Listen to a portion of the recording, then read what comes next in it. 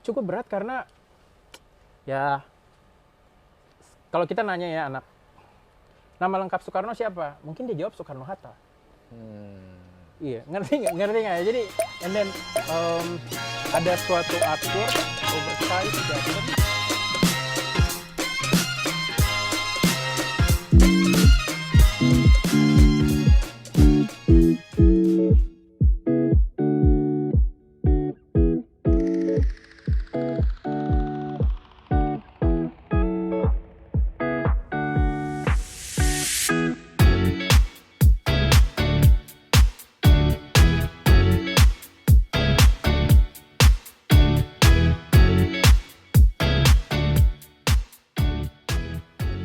Halo calon pemimpin masa depan, selamat datang di podcast SAI Indonesia. Kali ini podcast SAI Indonesia sungguh sangat berbeda karena kami merekam podcast SAI ini di dalam sebuah kontainer.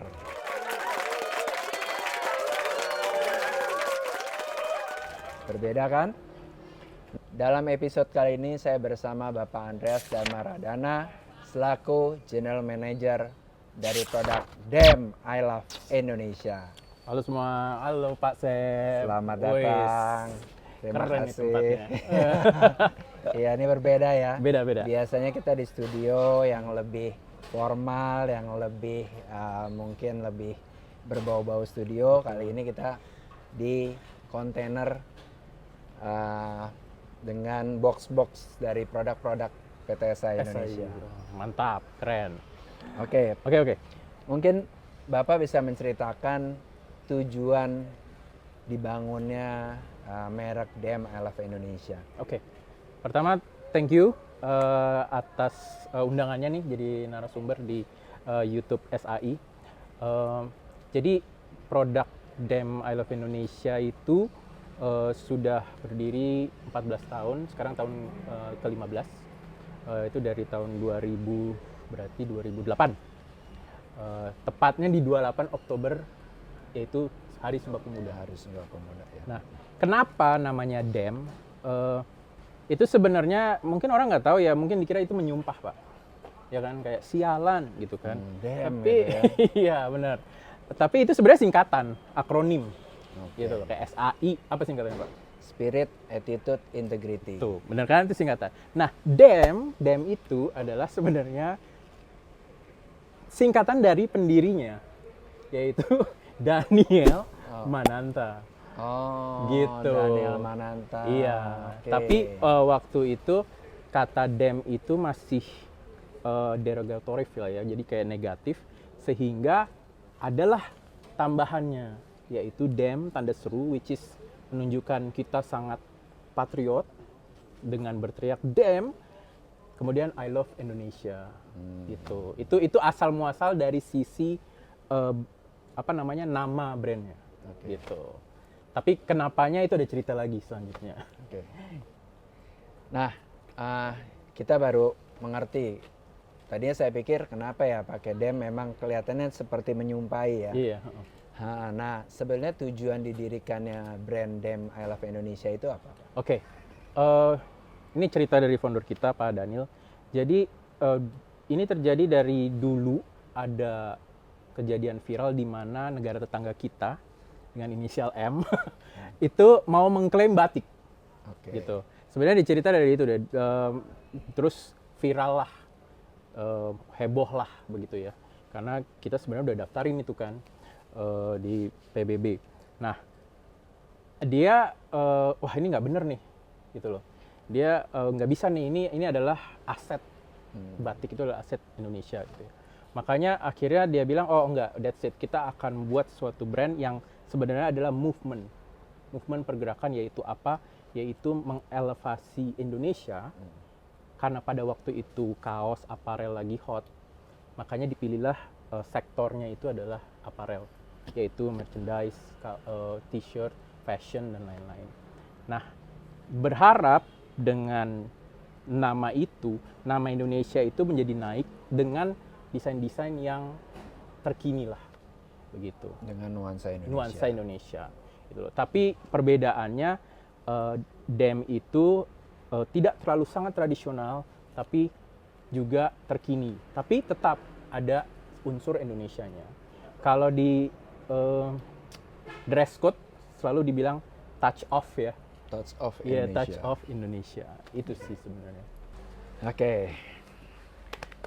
Nah, kalau boleh tahu Pak, apakah DEM I Love Indonesia itu memiliki toko-toko di Indonesia maupun di luar negeri, dan kalau memang ada berapa banyak toko dan mungkin counternya di Indonesia? Oke, saya bisa kasih yang paling terkini ya. Jadi so far kita itu punya 5 toko offline, kemudian ada juga 5 toko online Oke. gitu. Kita yang paling lama itu ada yang di Skybridge di Grand Indonesia. Oke. Itu udah hampir lebih dari 8 tahun. Kemudian kita ada di Dago, Bandung, di Hotel Kartel, yang nanti mungkin saya ceritain Hotel Kartel itu apa. Kemudian ada juga di Kota Kasablanka, kemudian ada juga di Delhi Park di Medan. Gitu. So far kalau untuk online seperti biasa marketplace seperti Shopee, Tokopedia, kemudian Zalora, Blibli, ada website juga, itu juga TikTok Shop, itu juga kita buka di situ toko-toko kita. Kalau di luar negeri udah ada? Di luar negeri belum. Masih kita jajaki lah luar negeri. Agak menarik, insight menarik. Konsumen kita paling suka pakai baju ini di luar negeri sebenarnya. Mereka sangat bangga lah, karena jelas kalau pergi ke negara lain nggak ada yang punya baju itu. Gitu. Oke. Nah, kalau pemilik dari DEM I Love Indonesia itu kita kenal Pak Daniel Daniel Mananta. ya, Daniel Mananta. Apakah memang Pak Daniel itu sendiri atau dia berpartner dengan teman-temannya? Ya, saat ini DEM I Love Indonesia itu ada 3 board of directors, foundernya atau owner. Foundernya tetap Pak Daniel Mananta, kemudian ada juga Pak Win Satria. Pak Win Satria ini kalau kalian kenal ada brand namanya Museum of Toys. Dia juga owner dari brand tersebut. Kemudian ada Pak Ricky Wijaya, yaitu pemimpin dari grup Adia Group. Gitu. Nah, kalau misalnya pemimpinnya kita tahu seorang artis, selebriti, itu pengaruh banget nggak sih dengan membangun brand ini? Ya jujur ya, kalau kita bandingkan atau compare dengan suatu brand streetwear atau fashion yang tanpa ownernya public figure atau selebriti, jelas beda. Ya, saya nggak akan bohong ya, ada upper hand lah. Kalau di golf tuh handicapnya beda lah. Handicapnya beda ya. Gitu. Ya. Jadi memang ada pengaruh Yes, untuk itu ya. ya. Oke. Nah, Pak Daniel sendiri bagaimana kesehariannya? Memang tiap hari selalu juga mengontrol dari segi operasional atau dia hanya lebih ke public figure-nya atau PR-nya seperti itu? Pak Daniel lebih berkontribusi ke communication dari suatu marketing plan. Kemudian kita selalu butuh masukan tentang taste of art. Jadi beberapa artworknya kita itu selalu kita minta consult ke Pak Daniel. Gitu. Nah, tadi Pak Andre udah sempat mention sudah kerjasama dengan online ya. Ya, seperti yang kita tahu lah, Shopee, Tokopedia, TikTok.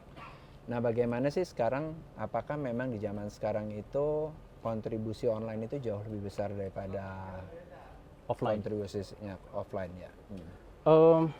Ini kita mundur lah 2 tahun ya pada saat COVID ya. Jadi di COVID itu emang berat lah, hampir semua orang berat. Kita tutup banyak toko offline. Tapi perusahaan yang bisa agile atau tiba-tiba langsung merubah strateginya dia, itulah yang menang lah. Pada saat itu offline kita tutup, kita heavy di online. Obviously online overhead jauh dibandingin offline. Gitu. Kemudian lebih marketing pun nggak perlu terlalu besar, gitu kan. Jadi di 2 tahun ke belakang itu online mengalahkan offline, hampir 60-40 lah. Ya, jadi dia yang dari mulai COVID sampai COVID lah, udah mau habis. Nah, menariknya, ini COVID selesai nih, kebalik sekarang. orang lebih pengen keluar, megang, experience dan lain-lain. Jadi kenyataan sekarang offline itu lagi mengalahkan booming lagi. Gitu. Oke, jadinya mungkin berputar ya roda ya. Yang tadinya retail offline lebih bagus kontribusinya, tapi COVID itu membuat semua berubah, menjadikan online lebih bagus. Tetapi sekarang balik lagi nih. Balik lagi. Nah, waktu dulu kan kita nggak nyangka nih ada COVID. Nah, bagaimana kiat-kiatnya dari DM I Love Indonesia itu langsung berubah ke online? Apakah memang tim offline-nya kan mungkin tutup ya, maksudnya store-store banyak yang tutup, mall karena tutup. Apakah memang timnya itu di-switch semua ke apa istilahnya menjual melalui online semua, atau memang ada tim khusus untuk online? Tim khusus nggak ada, tapi hal-hal yang basic ada lah. Kayak untuk presence di online kan kita mesti ada kayak social media, kemudian harus ada, of course buka tokonya udah ready gitu. Nah kebetulan pada saat COVID mulai itu semua udah laid out. Jadi kita udah ada toko di Zalora, Shopee udah ada, Topet udah ada, ini udah ada. Gitu. Stok pun jelas ready alokasinya. Pada saat offline tutup, secepat mungkin kita efisiensi dalam arti mengecilkan overhead, kemudian stok langsung dialokasikan ke Pareto toko online yang terbesar, kemudian langsung heavy dalam saya nggak bisa bilang diskon, tapi ya orang Indonesia kadang-kadang suka diskon. Jadi di online kita heavy exposure dan lain-lain. Akhirnya ya itu, dan orang stuck kan ya di COVID itu stuck kan, pegang HP nonton 10 jam gitu loh tiap hari gitu loh. Jadi ya itu yang kita ambil. Cuman agak sedih juga Pak, kita mesti kurangin overhead offline itu sih. Nah, yang saya tahu sekarang juga zamannya kolaborasi. DM I Love Indonesia saya juga lihat banyak sekali kolaborasi dengan mungkin merek-merek lokal. Dari segi ya saya nggak tahu mungkin dari fashionnya atau dari industri lain.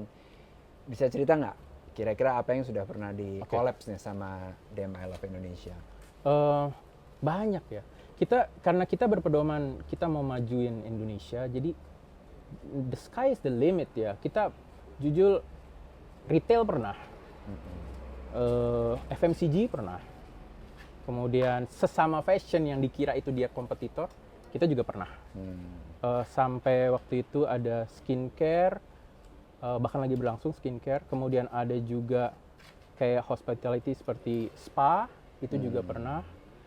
Tapi as long as itu adalah local pride, gitu loh. Emang dikenal oleh local bahwa itu adalah local brand, gitu loh. Jadi bahkan mungkin dikira dia mesti brand-brand yang gede yang collab sama dia gitu ya. Enggak juga. Gitu. Ada brand yang lagi naik pun kita bisa collab sama dia gitu loh. Dan ingat ya, kalau collab itu mestinya win-win ya Pak. Jadi bukan win-loss. Bukan ya. Kalau corporate sales beda tuh. Gitu.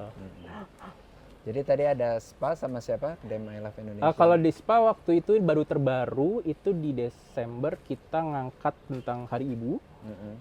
Kebetulan kita kerjasama sama Marta Tilaar Spa. Ya. Udah ada istilahnya dengan kolaps ini bisa dihitung hasilnya memang lebih baik, ada atau? Itu ada dua karena pengen mengangkat tentang ibu pada saat ibu-ibu yang sekarang gitu, yang sibuk dengan gadget, ada anak, ada kesibukan dan lain-lain. Kemudian kita ngambil unsur apa sih namanya kalau kita pada saat dulu anak kecil menyusui, bukan gedongan ya, apa sih ya kain itulah gitu. Jadi artworknya kita pilih itu, tapi pada saat campaign kita lihat tunjukkan kesibukan ibu zaman sekarang. Jadi ada HP, ada anak, ada macam-macam. Superwoman ya. Yes, superwoman. Sambil ngecek orderan bisa. Iya, betul. Anak, sampai masak mungkin. Iya, tapi ya itu balik lagi touch of traditionalnya ada tuh dengan batik batik Megamendung, terus ada kayak gedungan itu seperti itu. Ya, jadi hasilnya itu cukup memuaskan. Ada kita buat 2 model, satu model sudah langsung sold out, yang model satu lagi masih kita jual di toko-toko kita online atau offline. Gitu.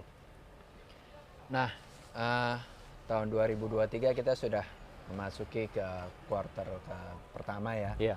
Kira-kira gebrakan apa lagi nih dari Dem I Love Indonesia? Apakah memang ingin merambah ke kategori yang beda? Karena saya tahu juga ada kuliner ya. Iya. Mungkin bisa cerita kira-kira bisnis kedepannya seperti apa? Agak mundur ke belakang. Jadi pada saat COVID kita actually expand dengan 2 jenis sektor lah ya. Kita masuk ke F&B dalam bentuk restoran. Kemudian ada hotel juga, hospitality.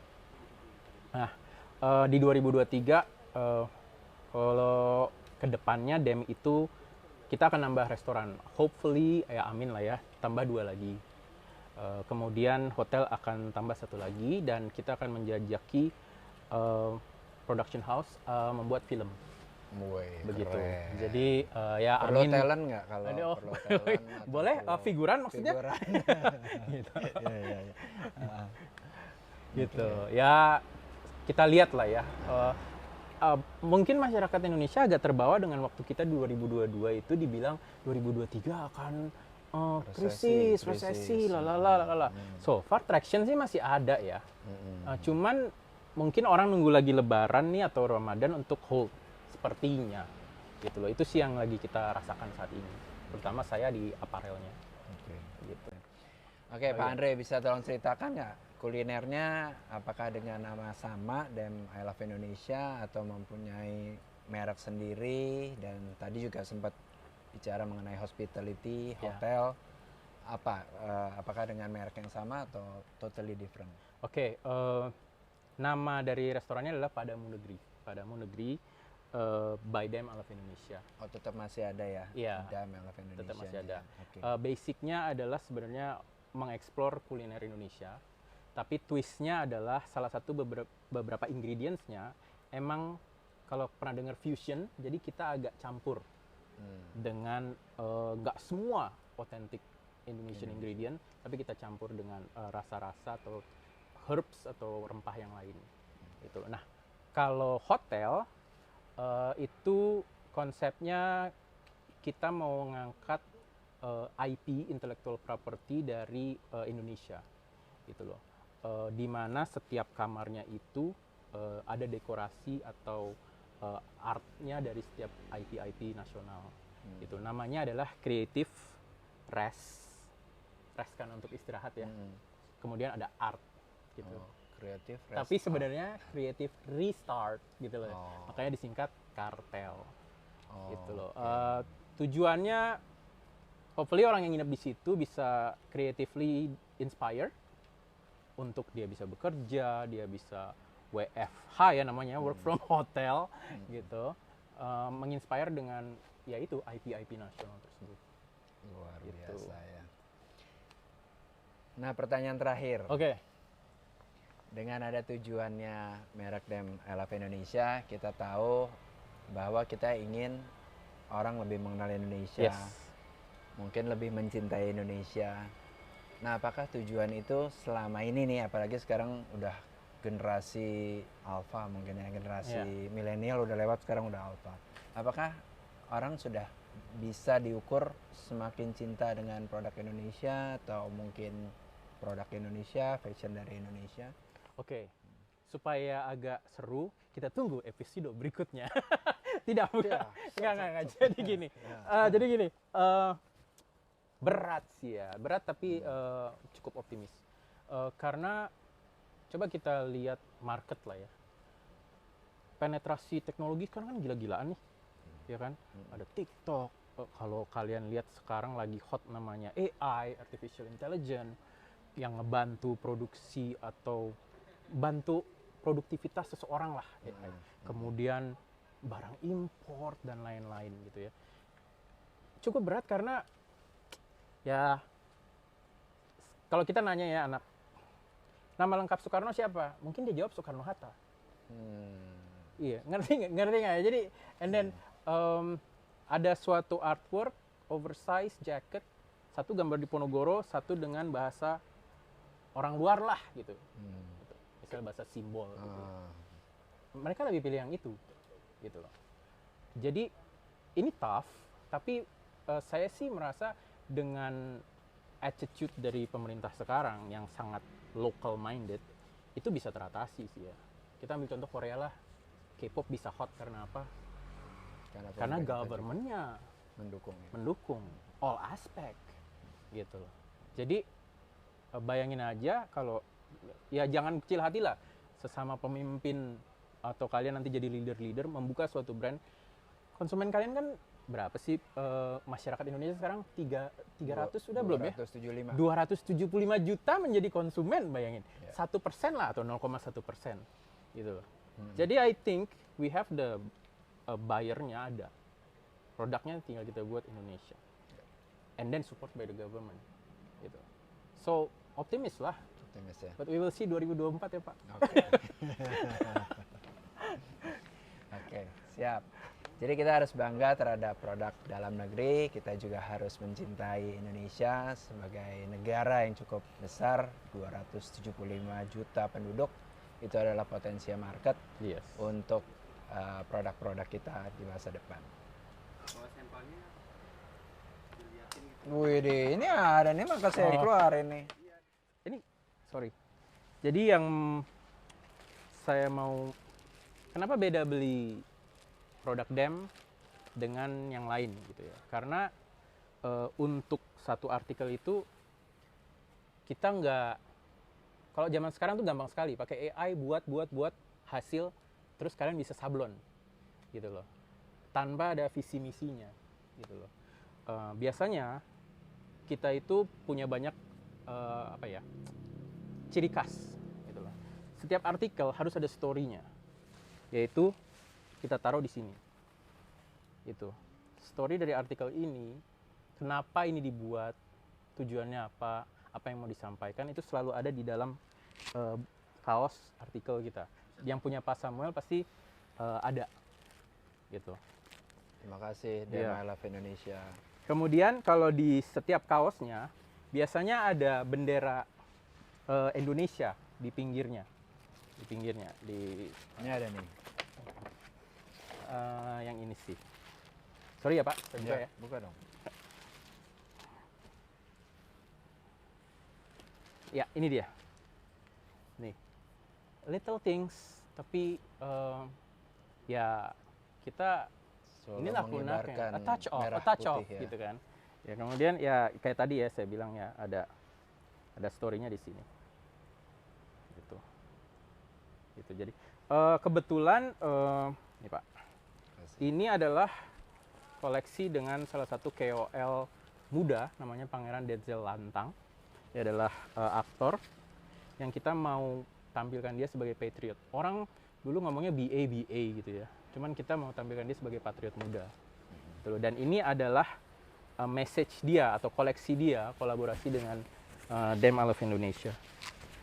Ya ini dia, Pangeran Lantang X DEM I Love Indonesia.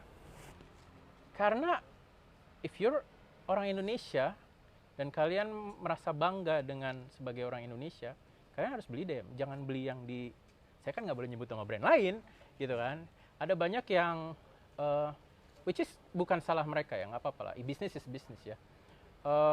Dia mengambil core visionnya itu dengan diambil dari luar. Ya it's okay. Competition is fine gitu loh. Tapi ya kekasan kita, sedikitlah Pak yang sekarang masih ngangkat Indonesia di market gitu loh. Dan kita akan tetap true dengan purpose kita dan objektif kita sih gitu. So ya nggak apa-apa, nggak masalah. Saya nggak mempermasalahkan gue nggak Indonesia banget gini, nggak masalah. It's their preference gitu sih. Ya, jadi pokoknya brand DEM I Love Indonesia itu mulainya dari apparel, design, fashion, yang kebanyakan dimulai dari suatu t-shirt atau kaos.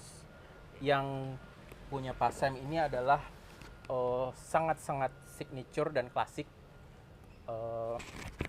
dengan logo dan permainan warna. Ini otomatis lah, semua orang ini kekasan kita. Tapi tantangan kita adalah tidak semua pasar yang nanti muda ini suka sesuatu hal yang besar-besar, gitu. Jadi dari grup kreatif kita berpikir bagaimana menyampaikan ini secara misalnya minimalis atau secara ganti tone-nya, color-nya aja seperti itu. Market, customer is king, gitu. Mantap. Mantap. Oke. Sekali lagi terima kasih Pak Andreas Terima kasih, sudah Pak Samuel. datang sibuk-sibuk. Ya, kita masih lanjut tuh ya. Masih lanjut Iya. episode 2 dan 3. Dua, Oke. tantangan. Tantangan. Oke. Pak sedikit Wis. untuk Pak Andreas. Waduh, terima kasih. Ini kelihatannya kita bisa saling tukeran ya. Saya Pak Andreas pegang ini, saya pegang ini. Oh iya, Nah, boleh. Oke.